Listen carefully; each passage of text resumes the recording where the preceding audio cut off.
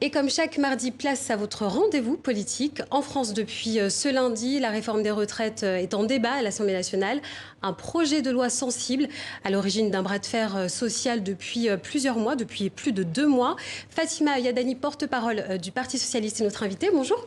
Bonjour. Alors merci d'avoir accepté notre invitation. Plus de 40 000 amendements ont été déposés par l'opposition avec la France Insoumise en tête, le Parti socialiste également. C'est quoi l'objectif ? Alors, l'objectif, quand on fait une réforme des retraites qui va impacter l'ensemble des Françaises et des Français, c'est quand même de prendre le temps. De prendre le temps, c'est de débattre. Alors, il y a eu l'épisode en commission spéciale pour la réforme des retraites où un certain nombre d'amendements ont été déposés et où ils n'ont pas été débattus, où on n'a pas échangé sur ces amendements. Donc, on a encore une fois évité l'échange et les discussions sur cette réforme qui est quelque chose de très impactant pour nos concitoyens. Et là, on se retrouve en débat à l'Assemblée nationale et encore toujours la même chose, c'est-à-dire très peu de place au débat. En fait, c'est bien ça le sujet, c'est qu'on ne sait pas répondre aux questions de nos concitoyens sur la valeur du point, sur comment va être calculée leur retraite. Et tout ça est un sujet essentiel pour l'ensemble des Français. Et donc, l'objectif, c'est d'essayer de répondre à nos concitoyens. Alors, Madame Yadani, vous parlez du fait finalement qu'il n'y ait pas de place pour le débat à l'Assemblée nationale en ce moment. Mais finalement, en jouant les énormes amendements que vous avez déposés, est-ce que vous-même, vous ne jouez pas ce jeu d'obstruction au débat démocratique au sein même de l'Assemblée nationale ? Non, puisqu'on nous a expliqué que pendant 2 ans, en fait, le gouvernement avait échangé sur ce projet de loi. Pendant les 2 ans, on n'a pas vu les conséquences. Ensuite, dans la rue, les Françaises et les Français ont aussi posé des questions. Et à aucun moment, le gouvernement n'a répondu à toutes ces interrogations. Et aujourd'hui, le débat, il se trouve avec les parlementaires. Et encore une fois, on ne répond pas. On ne sait pas comment va être indexé ce système à points, comment les points vont être indexés, qui ça va impacter, à partir de quel âge. Et à chaque fois que des questions sont posées, les réponses ne sont pas les mêmes. Donc là est le problème. Alors, la stratégie que vous avez adoptée en ce moment, qui consiste finalement à avoir mis en place une série importante d'amendements, est-ce que ça ne contraint pas l'exécutif, le gouvernement, à utiliser le fameux 49.3 ? Mais je pense que si le gouvernement, au préalable, avait répondu qu'il avait bien ficelé sa réforme des retraites en répondant à un certain nombre de questions, c'est un système à points. On ne sait pas comment va être indexé ce point sur l'inflation, comment on va calculer. Donc personne aujourd'hui n'est capable de vous dire quel sera le montant de vos pensions de retraite. Donc c'est ça le vrai sujet. Comment on en est arrivé là et comment on arrive à ne pas répondre à l'ensemble des Français sur cette réforme. Alors, vous parlez du point d'indexation. Le gouvernement, lui, met en avant le déficit qui pourrait augmenter si on laisse le régime de retraite tel qu'il est actuellement. D'après le Conseil d'orientation des retraites, le déficit pourrait atteindre entre 8 à 27 milliards d'euros d'ici 2030.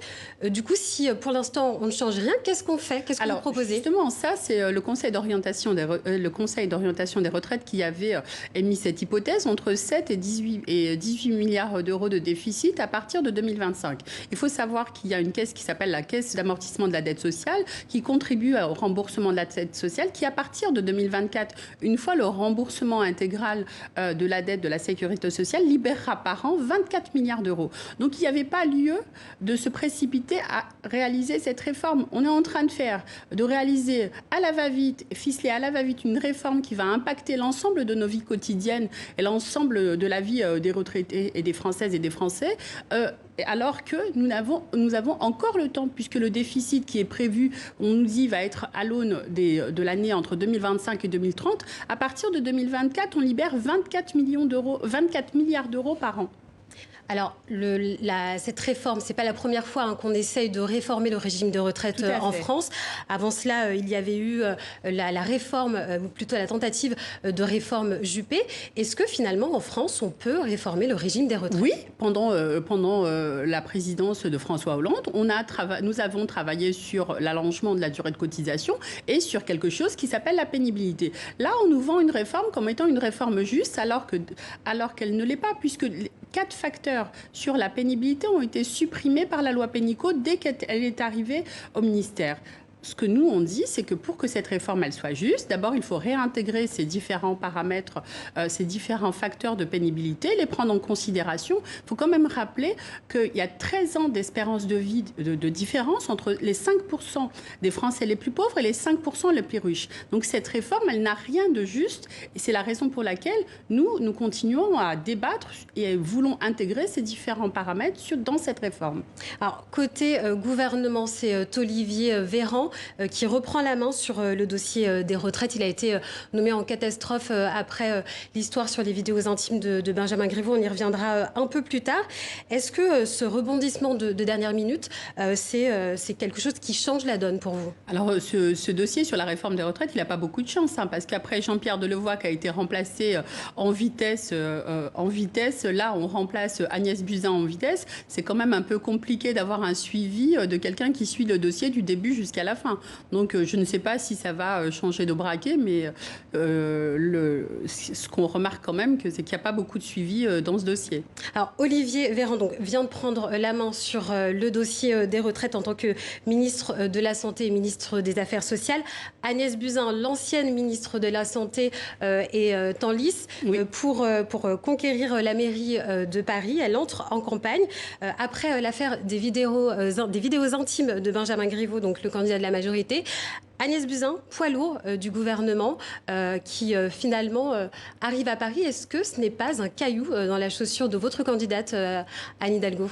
Alors déjà, en fait, moi, ce qui me pose question, c'est que 48 heures avant qu'elle ne soit installée comme étant la candidate de La République En Marche pour la mairie de Paris, elle nous a expliqué qu'elle avait trop de dossiers. La crise de l'hôpital public, la pénurie des médicaments. Elle a démissionné, donc du coup, maintenant, Agnès Buzyn est pleinement dans cette mission qui est de conquérir l'hôtel de ville de la capitale. Oui, mais ce qui signifie que ce n'était pas sa priorité, puisque 48 heures avant, elle expliquait qu'elle n'avait pas le temps, qu'elle avait d'autres dossiers et que son agenda ne lui permettait pas justement d'être la candidate pour la ville de Paris. Être candidate à 30 jours de l'élection municipale, ça pose quand même certaines interrogations sur la priorité et sur l'intérêt qu'elle peut avoir pour la ville de Paris. Très rapidement, Madame Yadani, 3 femmes sont en tête, en lice pour ces élections municipales à Paris. Donc Anne Hidalgo, on vient de le dire, Agnès Buzyn et Rachida Dati. Est-ce que ça peut changer la tonalité de cette campagne ?